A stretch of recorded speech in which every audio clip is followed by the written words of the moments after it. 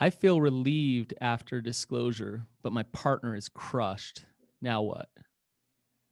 All right, we're going to answer that question right after I share this quick little feedback.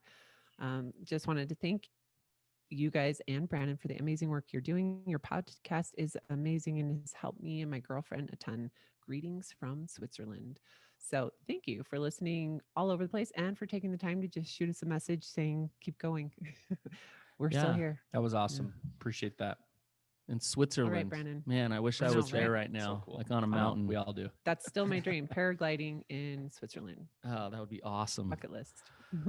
Um, all right. So we wanted to talk about such a common thing, and I actually had this question asked me this week again. Um, and there's so many little intricacies to this thing. And so what we're going to talk about is first discovery or disclosure when that happens with a couple, and what usually happens, whether the addict got caught or came forth with it. Oftentimes there's a moment of relief. They've been living with this shame and this secrecy and underneath it for so long. When it finally comes to light, it's like, oh yes, this feels good. I'm relieved, which is a good thing. Mhm. And then in that moment of relief, oftentimes comes a lot of motivation for change. I'm never going to do this again. Yes. It's out in the open. Like, here we go. I'm motivated. Like, let's fix this. But there's another side to it. And do you guys want to speak to the other side to it? Well, it felt like Kobe had this huge hiking backpack. He's gone hiking forever and unloads it, but just puts it right on my back. So I take he's got this huge, like, physical weight taken off of him and it just went right onto me. And so he may have felt a lot of relief and I felt totally dumped on of like, oh my gosh, like the truth is my life is now a mess. It's not what I thought it was. Yeah. Yeah, that's super true because if I go back to that moment where I disclosed the second affair to you, Ashlynn, I had just been in Amy's office, and we were like 6 weeks into no, we were longer than that, maybe No, six, I eight think weeks. just 6. And Amy said, "Okay, she is ready to hear about your second affair. You're ready to share it." And I'm like, wait, hold on, wait, what are you talking about? Like now? And she's like, yes, now. And I was like, but Amy, we're going on vacation in 2 days. She's like, yeah, and I'm like, I don't want to go to Disneyland, The having just happiest place disclosed on I had a earth. second affair. Yeah. And we went to a wedding before that. Yeah, Oh man. and Good memory. and but Amy's like, no, you have to do it now. And I was like, I don't understand why she's saying that, but I'm But just going at to the do same it. time, So Kobe, how many times had you given yourself all kinds of excuses as to why now wasn't Yeah. the right time? Right. So Amy's oh, all like, of them. no, like it's now. Like, let's do this.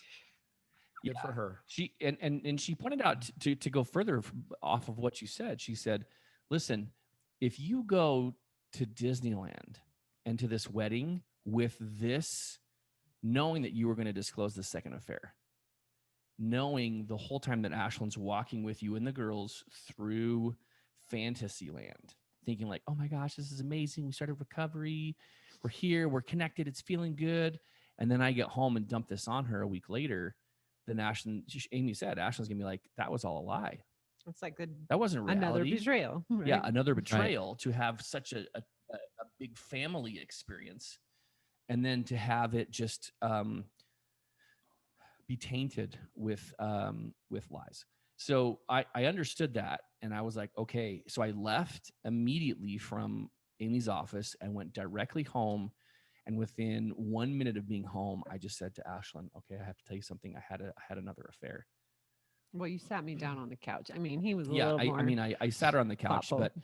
but the point is that from my perspective, here's where I was. Okay, I was super anxious, I was concerned, and I was worried, and I was feeling a lot of adrenaline because I had to do this super scary thing. And once I actually shared it with her, all of a sudden, I feel relief. I feel devastation because I'm watching Ashlynn's face, but I'm feeling relief because Mhm. the thing that I thought I was going to go to the grave with, the thing that I thought was a total was, I mean, it was just like it Well, happened. And you'd And already decided, I'm never doing that I again. totally did. Yeah. I decided like 18 months before that, like right after it ended. Like I'm I was never like, "There's no way disclosing I'm to ever-" Ashlynn again. Yes, And I'm exactly. never going to do that again Oh, with another woman. and he So had.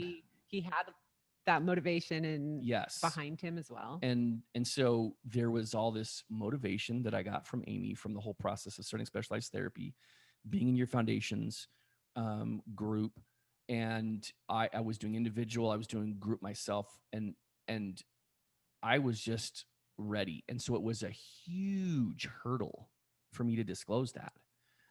And I was so nervous about it. But once I got it out, it was just like, oh, like there was enormous amounts of relief because I'd done something that I said I was never going to do. But there's another side of that coin, which is your side. Yeah. I still have a photo because I'm like a selfie. I look really good in it, but I was crying in the bathroom right after Coby had told me, and Amy had texted me and was like, "How are you doing? You know, tell me what's going on." And I sent her a picture. And I was like, "I'm doing this good." I wasn't doing it, and I was really mad at Amy. Actually, like, well, how could you do this? How could you not tell me this was coming? You know, that's not her job, but No. I had felt trust with this therapist and then felt like, what the heck? They both knew this thing and didn't tell They me. So colluded yes, together. I felt, yeah. So There was a lot of motivation in mixed that, feelings. Brandon. There was a lot of relief. I was writing on willpower, and the truth is that that delayed disclosure of like 6 weeks, Brandon, was actually like an afterburner. You know how when you see movies or video of the space, like the space shuttle, like going into space, it gets through the atmosphere, and then it drops the rockets, and then it fires another rocket again, these afterburners to get them into like to the moon, like on the trajectory to get to the moon. That's what it felt like for me. It was like, oh no, now the game is really on. So I was totally riding the wave of motivation. Because like now that the truth's out, I have to be able to go forward. Is that what you're saying? I mean, Like yes, you've got of to do sorts. Like recovery. I just shared it, but now I don't know what's going to happen. Right. Like Right. I don't know what's going to happen. So those were like afterburners of motivation and willpower for me. That experience 6 weeks in, that kept me going. But what I didn't know is that on the heels of the trip, Ash would say, we're going to do an in-house separation. I don't know if I'm going to stay with you, and I don't know how long it's going to be. The consequences of it started to hit. Yes. Yes. And I didn't understand how much of a role that motivation and willpower was for me with in facing the very real threat of my family just completely falling apart. So I rode motivation and I rode willpower for a long time. And what I realized is that was the same feeling that I had in years past when I had gone like 6 months without masturbating or looking at porn. And I'd only done that like 3 times in my whole adult life in 37 years. Okay, not 37 years, but like, 30 years. And so I was riding this wave of willpower motivation. But then as I kept going, I realized that I had spurts of willpower and motivation before. I was like, I'm good. Maybe I'm through this. I might be okay. But then as I continued with foundations with you, individual with Amy, and then transitioned into group after your foundations was done, I realized that I began to replace my willpower motivation with an actual skill set, because I was using the motivation, I was using the willpower that I had from this potential threat of losing my family as the engine. It was like a superpower engine. But it was like, I'm going to do this. Coby, slow down for just a second. So, because I want to point out something here is we talk about holding the pain of the betrayed in terms of empathy, holding space. And there's this kind of disconnect that happens where the person struggling with addiction discloses, they come clean, and they feel that motivation and willpower. It's time for change. I'm free. Let's go. Let's do this. The betrayed partner is in a state of grief, sadness, despair. It's crisis. So Mhm. so when you Yes. mix crisis feelings with Well, with now it's motivation. time to work and I'm motivated, those two things don't line up very well. And It's almost like fuel on a fire, right? Like, how it the hell does. are you feeling so excited and motivated when I'm over here in a pile on the floor? Yeah. Exactly. Like, It's funny what? just listening to you guys. Here's Ashlynn saying like, I'm in the bathroom crying, and here's Coby saying Coby's like, I was ready to go. I just jumped this hurdle. I was courageous. Like, yeah, and one of the beauties of the whole recovery process is when the person who has disclosed gets one thing, and what they do is they get it that their partner needs some space, they need some time, and they need some empathy. Yeah. And so you can feel motivated and you can feel free, but it's still your job after that moment to go there with your partner and to help them process their pain. If they want to process it with you, they might not want to process it with you. Um, But and let me so, just say to that go point, ahead. though, Brandon, and the point with that is like, you're totally right. And what you're doing, and by saying that is you're identifying the very clear threshold of guys. I mean, not guys, but people who want to recover from addiction, um, start out, right, super motivated and full of willpower and determination, and and and yet there is no skill set. Yes. There's no level of mindfulness. There's no ability to actually hold space for the partner that they just dumped on. You're right. You're Well, right. And yeah, like your motivation's focused on the don'ting, right? In that beginning, and your motivation was to not lose your family in the beginning. Yes. And that all shifted how far into recovery. I don't know, but I think we both started out with that. I was hurt and grieving, but I also was motivated to figure out how to make this work. yeah. Like Yes. either way, we're connected because we have these kids together. So how are we going to do this? And how am I ever going to feel better? It was almost like you were like hanging on with like kung fu grip, like, okay, this sucks, but let's just see where this is going. And I'm like, wait, maybe but this this my is chance. when you guys are talking about this is where a third party really can help. So Yeah. Yes. where a professional can come in and say, I get it, Coby, you're way motivated. I call it the honeymoon period, where Totally. you confuse getting caught or disclosing for recovery, for healing. And that's not healing. It's freeing, but now I like what you say. Now it's time to actually gain the skills of recovery and empathy and things like that. But this is where a third party comes in, a mentor, a sponsor, a therapist who can say, this is normal, guys. What you're feeling right now is normal. Yes, because And doesn't everyone come in feeling like it's just us? Like you should hear our story. totally. We're different, or we're so alone. We all feel that way, and yet Yes. somehow we all show up really similar.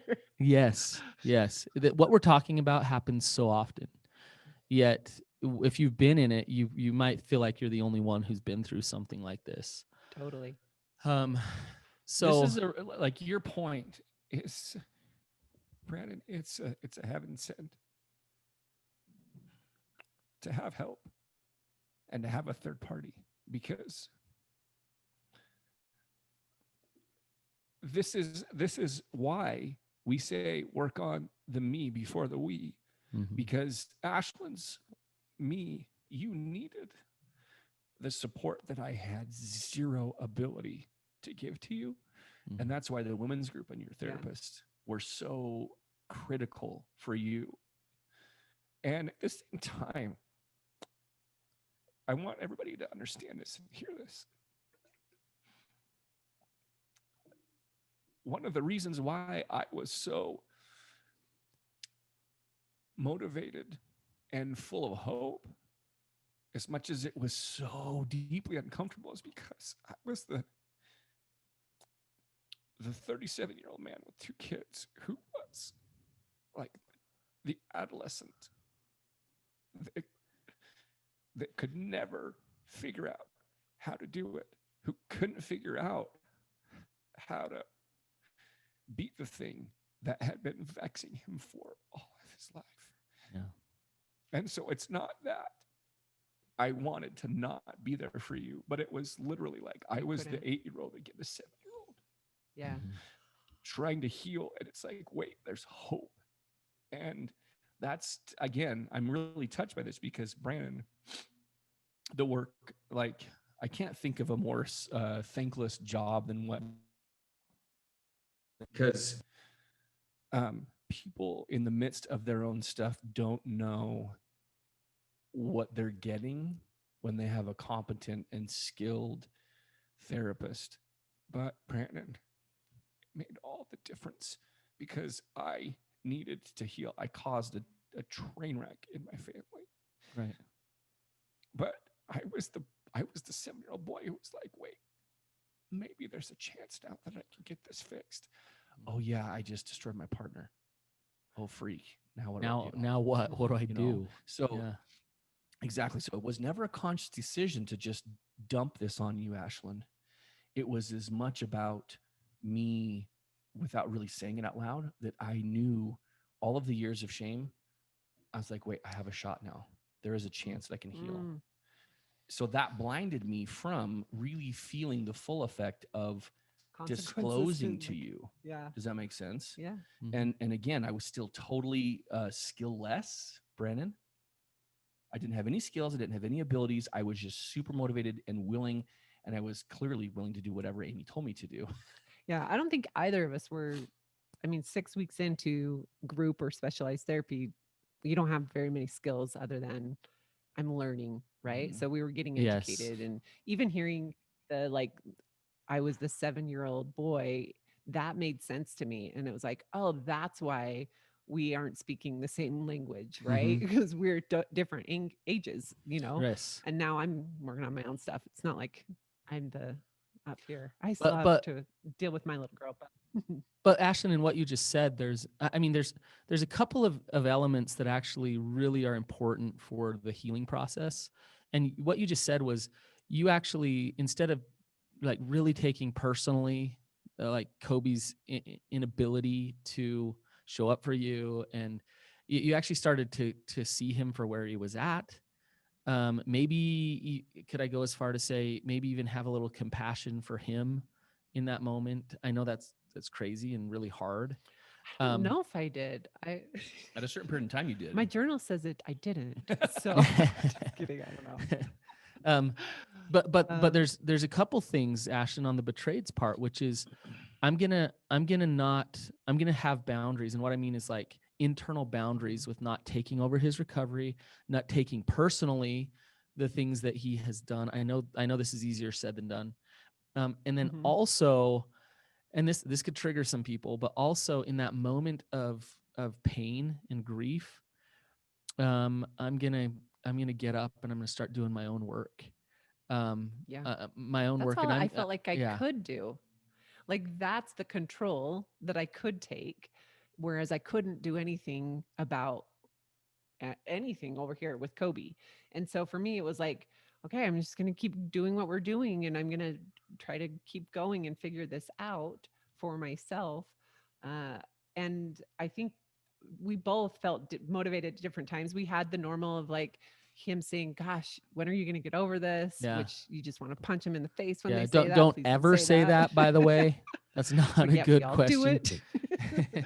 And I remember saying the same thing to him, like, when are you going to get over this? Like, I was mean for so long. Okay, now I'm trying not to be, all these things. But I do think I had compassion in the way maybe I wasn't showing it to Coby, but I did understand that he couldn't hold space for me because when I was still, my grief in that beginning was so angry and so hurt that I would throw things in his face. Like, we're here because of this, like you did this, right? And Right. so how can he hold space for that when he's not skilled enough to sit in that discomfort of feeling shame for hurting me. To take your attacks, be Yeah. boundaried, have some empathy for your pain. Like what I'm saying is like having a master's degree Yes. in attachment, right? And we hadn't even learned about attachment in that point. So we were like, we don't know what we're doing.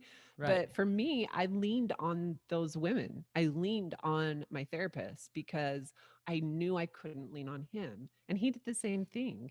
And Right. so I do remember, and I don't remember how far into recovery it was, but it was when I felt triggered and I shared it with you real time.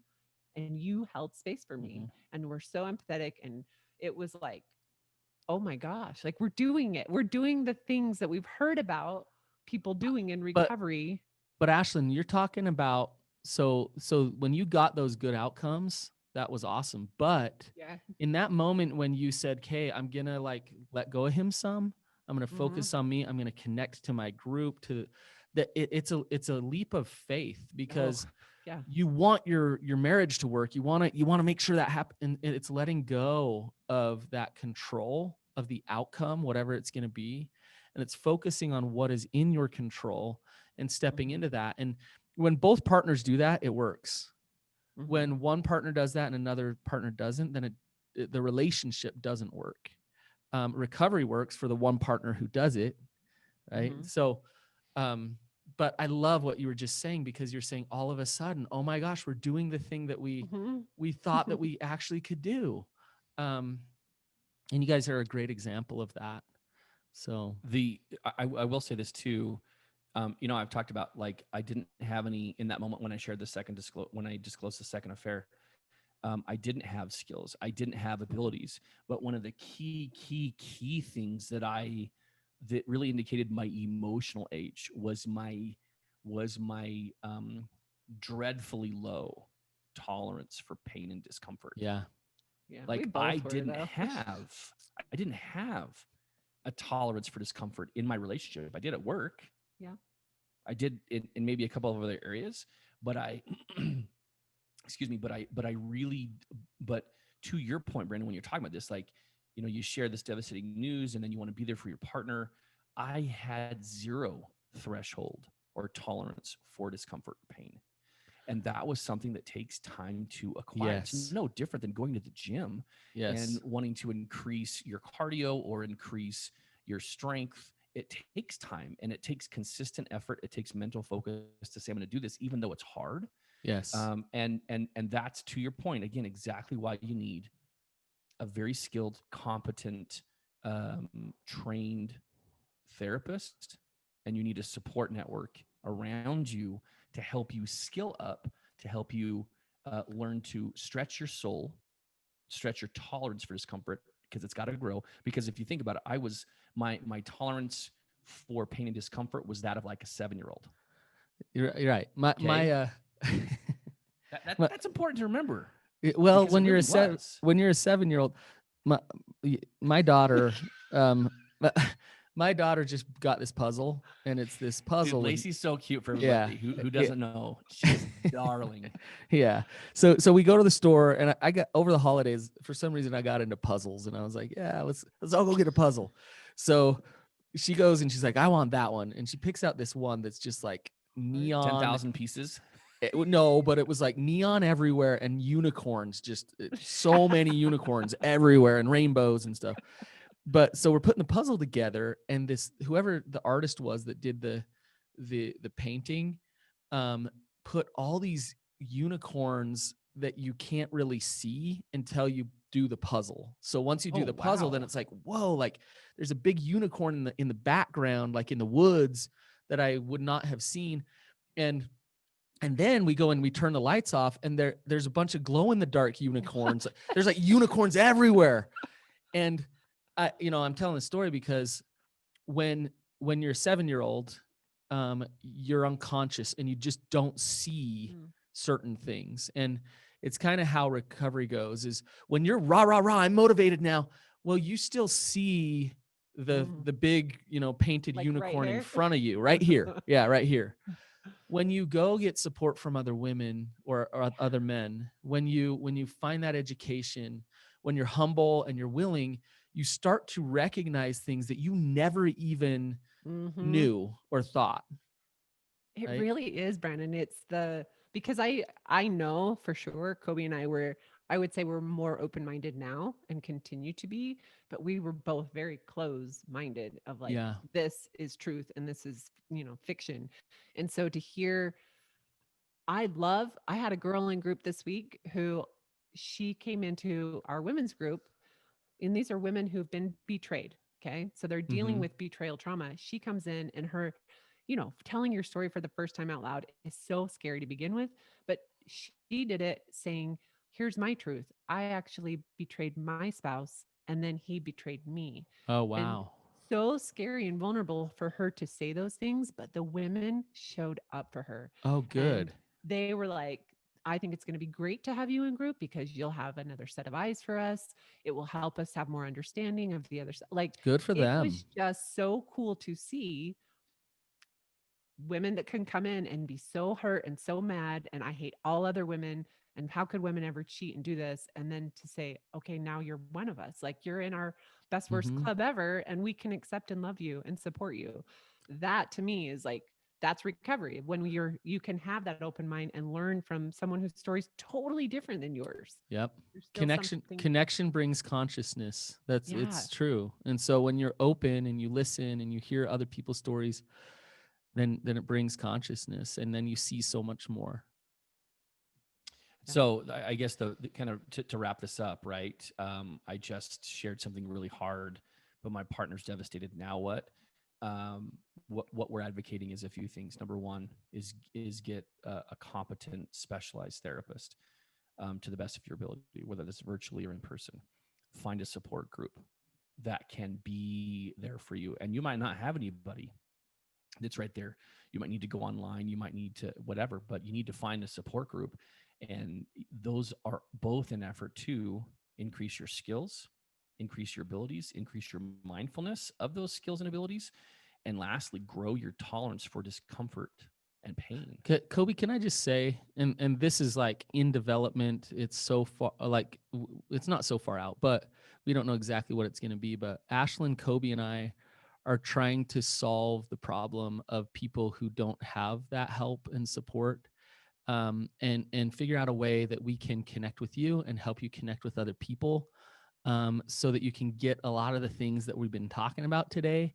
I'll just say this: I work with a lot of really good therapists. I train really good therapists. And I think one of my therapists right now is booked out until like August or September. Oh, that's Yeah. so heartbreaking. Yeah. And so it can be really hard to get what we're talking about. And Yeah. so stay tuned. We'll let you guys know what Ashlynn, Kobe, and I are developing. It's gonna be awesome. It's gonna be Brandon, really are you good. talking about intimate access? Yeah, except it's No, gonna be different. it's more. Okay. It's yeah. So in the meantime, though, I will say that there is, for all of you who are listening, that each month, Ashlynn, Brandon, and I hold a Zoom call, and it's called Intimate Access, where you get intimate access to each of us. And each month, Ashlynn, Brandon, and I hop onto the Zoom call Separately. It's a separate call. So I do one, Kobe does one, Ashlynn does one. Yes, and we answer questions that people submit before time, but we also answer questions and interact with people live on the Zoom call. So people who don't want to be known or seen can just use the chat function and ask questions, and they can get feedback. They can say, "Hey, in your program here, what did you mean by this? What's this about?" Or, "Here's the situation in where we are in recovery right now. What are your thoughts? What's your guidance?" So to have, like, each of you who are listening to this right now, know that you come here because you want to get three distinct and unique perspectives on what it was like to be in the thick of it, and what the road and path was like to get through it. Okay. And what are best practices and such to be able to get there. But imagine being able to have a sit down where you can see Ashlynn, you can see Brandon each month individually, and have one question answered by three different people who've been not in your shoes, but down a similar path and road. Well, and Kobe, I want to say hope. one really, really unique aspect to what you're talking about is for the betrayed to come to your group, Coby, and ask you questions, Yeah. or for the addicted to come to your group, Ashlynn, and pick your brain, because to give your perspective, you're not their spouse, Mhm. you're not their partner, but you could help them a ton. So Yeah. I don't know of anything like that out there. Yeah. So, To have, I mean, I appreciate you saying that, because the last one I did, there's one individual there who was there because they were the betrayer, and everybody else was the betrayed. And the people who were betrayed asked question after question after question, like, help me understand this. What are your thoughts here? And they weren't questions to be able to gather evidence to accuse partners, as much as they were just like, help me understand, help me Yeah. connect the dots, help me gain perspective. It was beautiful. So yeah. if you want to get information on that, It's just at beyond-enough.com. Yeah. beyond-enough.com, It and you is. can see, you can gain access to that, because honestly, man, I really do get choked up, because in those moments when I was on the couch with you, Ashlynn, sharing the second affair, I knew that I had a group, but I didn't know what I was doing. And for so long, I was by myself. And I would have given anything to have that kind of perspective, that kind of support, that kind of safe, non-judgmental place. Like, Mhm. I'm the douche and I betrayed. Can you Mhm. give me some hope? Give me some perspective. Give me something that I don't have. I wish that I could have had that. And I wish even more that Ashlynn could have had that. Yeah. Because of what that can mean, 3 or 4 weeks a month to gain knowledge, to gain understanding, to gain perspective, to grow in empathy. There's so many things now that are available that were not when we were there. So I hope that you guys can hear the earnestness and the desire to just help. And that's an extension of what the podcast is in a great, intimate way. So All right. Awesome. well, lots here today. Guys, if you've heard something that struck you, then please share it. And if you haven't yet, hop over to the podcast app, leave us a review. Love to have you rate us, and we might share your review on the next episode. So thanks for being here, guys. Thanks, guys. You're See ya. not alone. Bye-bye.